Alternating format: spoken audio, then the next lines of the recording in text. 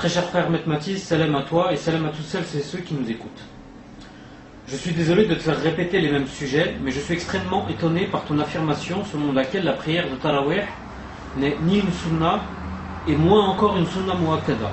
Peux-tu, s'il te plaît, et pour la dernière fois, nous expliquer ce sujet le plus clairement possible? Wa alaykum salam wa rahmatullahi wa barakatuh. Assalamu alaikum à toutes celles et ceux qui nous écoutent. Wa salatu wa salam ala sayyidina Muhammadin wa ala alihi wa sahbihi ajma'in. On en a parlé très longuement de la prière de Salat al-Tarawih. On a fait un site sur les Tarawih. Et je pense que le sujet en ce qui me concerne est clos.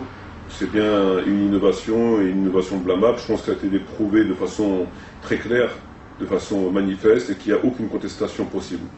Alors je vais revenir, et j'espère que cela ne va pas embêter nos frères qui nous écoutent, car à mon avis, ils ont dû en entendre parler des dizaines de fois.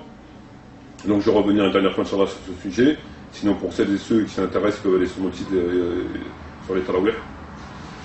En ce qui concerne la prière de Tarawih, l'histoire et les arguments sont très clairs. Dans un premier temps, on nous avait dit que le prophète Mohammed avait fait Tarawih, que c'était une sunna, et que c'était encore plus que ça, c'était une sunna muakkada, c'est-à-dire certifiée, il n'y a aucun doute. Alors, quand on consulte les différents ouvrages, et qu'on va sur les sites internet, pour se renseigner sur ce sujet, qu'est-ce qu'on trouve? On trouve tout le temps la même chose. Tout le temps. Donc, déjà, on peut constater qu'en réalité, les savants, les gens qui développent ces sujets, qui écrivent un certain nombre de livres, n'ont fait que reprendre des arguments de leurs prédécesseurs. Donc, entre autres, Ibn Taymiyyah. Qu'est-ce qu'il nous dit sur Salat al-Tarawih? C'est très simple, c'est toujours la même réponse. Ils nous disent que le prophète Mohammed a prié avec ses compagnons quelques nuits. Et qu'ensuite, il s'est abstenu et il a dit pourquoi. Il a dit, je me suis abstenu parce que j'ai eu peur que ça devienne une obligation pour vous. Point. Après, on nous fait un ijtihad. L'ijtihad, c'est quoi? On nous dit que c'est une sunna, parce que le prophète avait prié avec ses compagnons, donc c'est une sunna, et que c'est pas que le prophète n'a pas interdit cette prière, il a simplement arrêté parce qu'il a craint que ça devienne une obligation. Il est mort, par conséquent, ça ne peut plus devenir une obligation, on est bien d'accord? Parce qu'il est mort, il n'y a que lui qui peut légiférer à ce niveau, et donc on peut la faire. Donc c'est une sunna qui a été réactivée. Pour ceux qui veulent venir la faire, tant mieux, ils ont une récompense, et pour ceux qui ne veulent pas venir, ils n'ont pas de punition. Voilà, même s'ils sont regardés de nos jours de travers. D'accord. Voilà la position que tu trouveras partout dans les livres et sur tous les sites internet. C'est la position. Alors par rapport à ça, qu'est-ce que j'ai à dire? J'ai à dire que c'est pas vrai. Pourquoi c'est pas vrai? Premier des points, on nous dit que c'est une sunna, muakkada. C'est faux.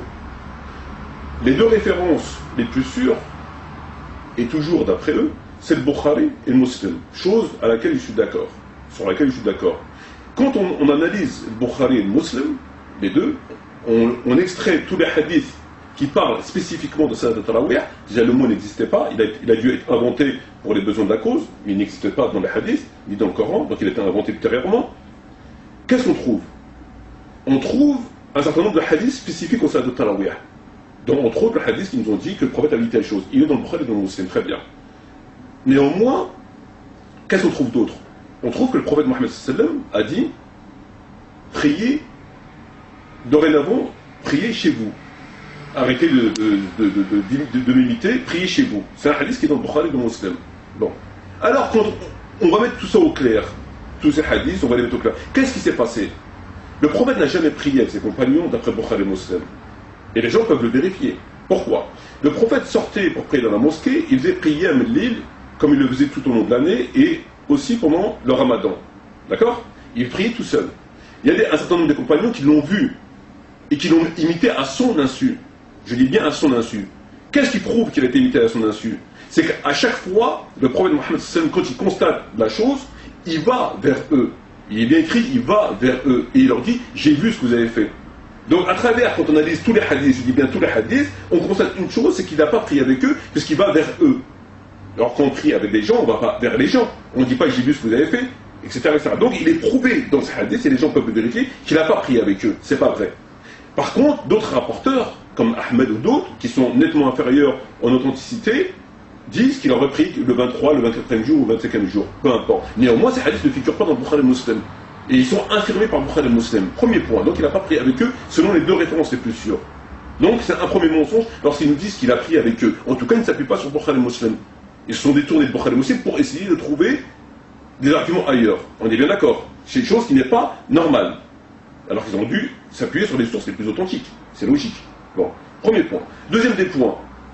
Ils nous ont mis en avant que le hadith qui dit « Je crains que ce soit une obligation ». Point. À partir de là, ils ont fait leur ijtihad. Leur ijtihad est erroné. Pourquoi il est erroné? Parce que la base de leur ijtihad, elle est erronée.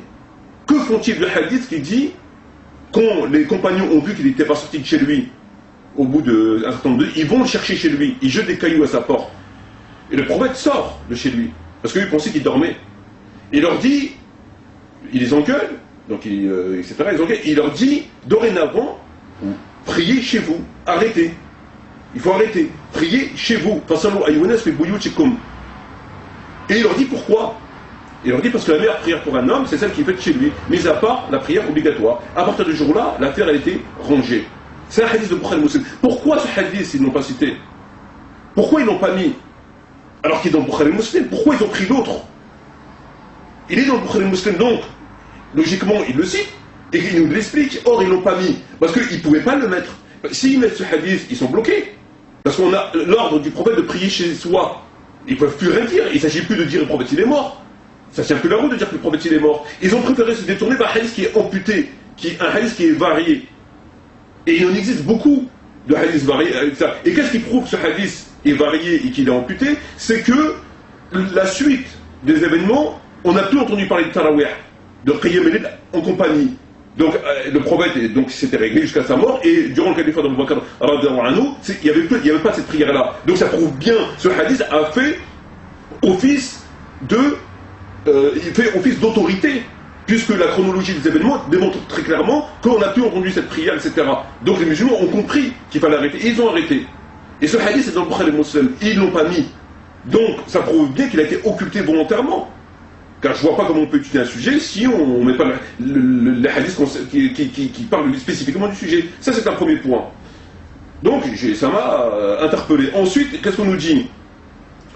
On nous dit qu'il y a un consensus par rapport au sujet. Il y a un consensus.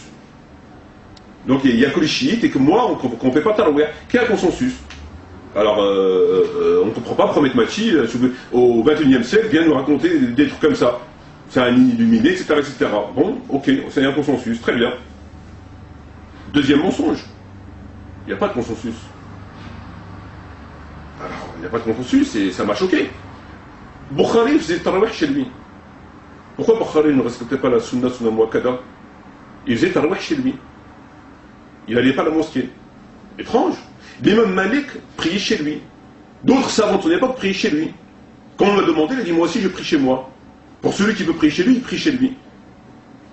C'est étrange. Comment l'imam Malik il ne respecte pas la sunna muakkada, l'imam Malik? C'est étrange. Il était chiite. Donc leur consensus commence à prendre l'eau. Il commence à être ébranlé. Bukhari fait chez lui. L'imam Malik fait chez lui. D'autres savants de son époque faisaient chez lui. Et qu'est-ce qu'on apprend? Enfin, et pour terminer, c'est qu'un grand savant, et peut-être un des plus grands savants salafis, qui s'appelle l'imam Abu Ja'far Ahmed Mohamed al-Tahawi, qui est archi connu, qui est un grand salaf qui date du 4e siècle, 321 de l'Hégire, qu'est-ce qu'il nous dit dans son livre, cet imam salafi? Je vais te dire ce qu'il nous dit. Déjà, il nous cite des hadiths sur les tarawih. Et parmi ces hadiths, je vais t'en donner deux, il nous dit quoi? On apprend quoi? Alors il rapporte que Fard nous rapporte d'après un tel, à la suite de Sofiane, que Abdullah, Ibn Omar et Nafi ne faisaient pas la prière derrière un imam pendant le ramadan. Donc le fils de Omar ibn Khattab, Abdullah, et un tel ne faisait pas tarawih derrière l'imam pendant le ramadan. C'est étrange. C'est quand même grave. Pourquoi ils ne faisaient pas tarawih eux? Qu'est-ce qu'on apprend encore? On nous dit, Fad nous a rapporté selon un tel, à la suite d'un tel, Abu Hamza, etc., qu'Ibrahim a dit, si je ne connaissais que 2 sourates du Coran seulement, les répéter est à mes yeux de loin meilleur que de prier derrière un imam pendant le ramadan. C'est choquant. S'il connaissait que 2 sourates du Coran, les répéter chez lui est meilleur que de prier derrière un imam pendant le ramadan. Ça, c'est dans le livre du grand savant salafi, l'imam al-Tahawi. C'est dans son livre, c'est lui qui les rapporte. Qu'est-ce qu'il nous dit l'imam Tahawi encore? L'imam Tahawi nous rapporte aussi que Abu Bakr nous rapporte, etc. Donc qu'Ibrahim a dit, alors là, on nous dit, voilà, Hurwa faisait la prière avec des gens pendant le ramadan, du ramadan, puis repartit chez lui sans rejoindre pour la vie nocturne. Donc un tel compagnon ou fils de compagnon faisait la prière dans la mosquée, mais il rentrait chez lui, il n'allait pas le rejoindre pour Tarawih. On apprend quoi encore? Que j'ai vu Qassem, Salem et Nafi repartir de la mosquée pendant le ramadan sans prier avec les gens. Donc encore d'autres personnes. Donc il y a beaucoup de gens qui n'étaient pas Tarawih, qui ont contesté cette prière-là. Ça c'est pour ceux qu'on a retrouvés.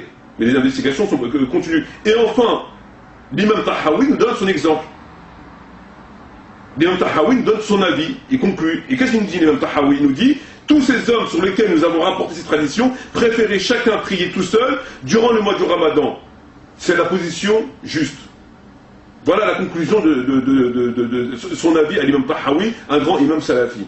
Je répète, tous ces hommes sur lesquels nous avons rapporté cette tradition préféraient chacun prier tout seul durant le mois du ramadan, et c'est la position juste. Voilà. Donc quand on voit tout ça, il est évident qu'il y a de quoi être choqué. Moi personnellement, il y a quelque chose qui est franchement choquant. Et pour terminer le sujet, si on prend le livre Kitab de Ibn Abi Shiba, qui est le professeur de Bukhari, donc du 3e siècle, on apprend, il y a d'autres hadiths sur les tarawih, on apprend par exemple, donc aussi qu'Ibn Omar ne faisait pas tarawih, etc. Et quelqu'un vient voir Ibn Omar et lui dit: un homme a demandé à Ibn Omar, devrais-je prier la nuit derrière l'imam pendant le mois du ramadan, pendant l'organisation? Ibn Omar lui dit: tu écoutes tout comme un âne. Donc il y a beaucoup de hadiths sur le sujet. Énormément de hadiths qui prouvent qu'il n'y a jamais eu de consensus, etc., etc. Voilà, tout simplement. Il n'y a plus rien à rajouter par rapport à ce sujet. C'est prouvé que c'est une innovation, c'est prouvé que c'est aller blâmable parce que le prophète a dit prier chez vous, c'est prouvé qu'il y a une manipulation parce qu'on cache le hadith et qu'on se réfère à un hadith qui est amputé et qu'on fait un ijtihad, c'est prouvé qu'il n'y a jamais eu de consensus. C'est prouvé que des compagnons, des enfants de compagnons ne disaient pas tarawih, et ça c'est pour ça qu'on a trouvé des investigations continues, et on trouvera j'en sûr d'autres éléments. Voilà. J'en ai terminé. Très bien mon frère. Je te remercie encore une fois de nous avoir éclairé sur ce sujet. Ouais. J'espère que ce sera clair pour tous les frères et sœurs qui nous ont écoutés. Et je te dis assalamu alaikum. شكرا جزيلا وأحسن معكم طبيب بارك الله.